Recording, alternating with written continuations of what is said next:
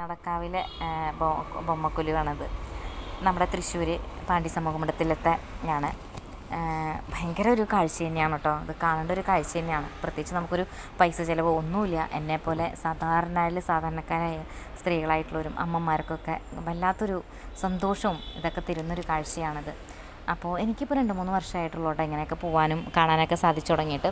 അതിക്ക് മുമ്പൊന്നും അങ്ങനെ പോകാറില്ല, പറ്റാറില്ല. കേൾക്കാറുണ്ട്, ജോലി സ്ഥലത്തൊക്കെ ഓരോരുത്തർ പറഞ്ഞിട്ട് കാണാറില്ല. പക്ഷെ ഇപ്പോൾ 2-3 വർഷമായിട്ട് മുടങ്ങാതെ പോകാൻ സാധിക്കുന്നുണ്ട്, ഭഗവാന്റെ കൃപ.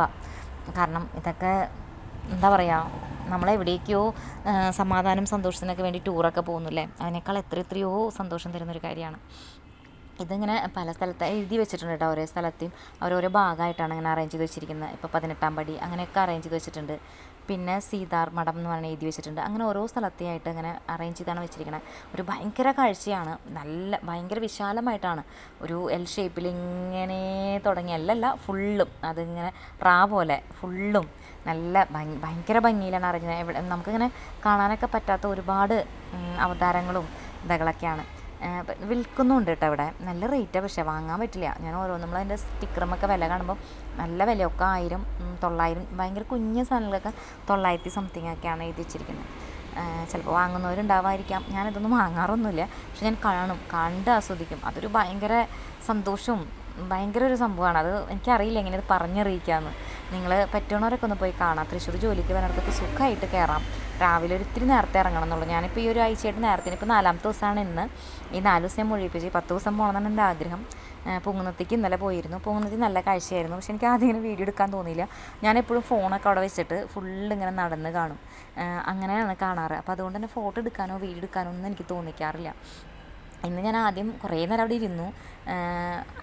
തൊട്ടിപ്പുറത്ത് നമ്മളിപ്പോൾ ഈ കാണുന്നതിൻ്റെ തൊട്ടിപ്പുറത്ത് തന്നെ ഇടത്തെ സൈഡിൽ അയ്യപ്പസ്വാമിയുടെ പ്രതിഷ്ഠയുടെ അവിടെ പൂജയും കാര്യങ്ങളൊക്കെ ചെയ്യുന്നുണ്ട് ഒരു തിരുമേനി ഇരുന്നിട്ട്. അപ്പോൾ അവിടെയും കുറേ നേരം പ്രാർത്ഥിച്ചൊക്കെ ഇരുന്നതിന് ശേഷമാണ് ഇങ്ങോട്ട് കയറിയത്. അപ്പോൾ ഇവിടെ വന്നിരുന്നിട്ട് ഞാൻ ചുറ്റും ഇങ്ങനെ നടന്ന് എല്ലാത്തിൻ്റെ വിലകളും 18-ാം പടിയാണ് കേട്ടോ ഇത്. 18-ാം പടി അവിടെ എഴുതി വെച്ചിട്ടുണ്ട് താഴത്ത്.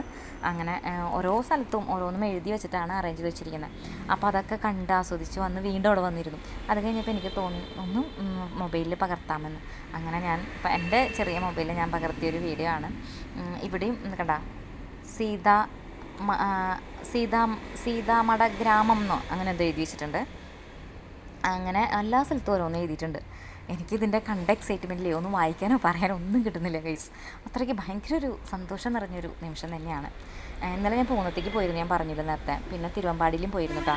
അവിടുത്തെ ഞാൻ വീഡിയോ എടുത്തിട്ടില്ല. തിരുവമ്പാടിയിൽ പ്രത്യേകിച്ച് ഈ സാധാരണ ഇത് നമ്മളെ ഇവിടുത്തെ മെയിൻ നേരെ ഇരിക്കുന്നില്ല, അത് ഈ ഒരു സൈഡ് ഇതുപോലെ തന്നെയാണ്. പ്രത്യേകിച്ച് വേറെ ഒന്നും നമുക്കങ്ങനെ തോന്നുന്നില്ല. ഇവിടെയൊക്കെ കണ്ടു കഴിഞ്ഞാൽ അത് നമുക്ക് തോന്നും ഭയങ്കര ചെറിയ ഭാഗമാണെന്ന്. അത്രയ്ക്കും വ്യത്യാസമുണ്ട്. പക്ഷേ പൂന്നത്ത് കുറച്ചും കൂടി ഉണ്ട്. ഞാൻ പൂന്നത്ത് വീഡിയോ ഇനി ഒരു പ്രാവശ്യം കൂടി പോകാൻ പറ്റണമെങ്കിൽ പോയിട്ട് എടുക്കാം കേട്ടോ. അങ്ങനെ ഭയങ്കരമായൊരു കാഴ്ചയായിരുന്നു. നിങ്ങളെല്ലാവരും ഇങ്ങനെ പോകണം, പറ്റണവർ ജോലിക്ക് പോകുമ്പോൾ 5-10 മിനിറ്റ് നേരത്തെ ഇറങ്ങി കാണാൻ ശ്രമിക്കുക. അങ്ങനെ 2025 കാഴ്ചകളാണ് ഇത്. ബായ്. അപ്പോൾ ഇനി അടുത്ത സ്ഥലത്തെ വീഡിയോ ആയിട്ട് ഞാൻ വേഗം തന്നെ തിരിച്ചു വരാം കേട്ടോ. ബായ്.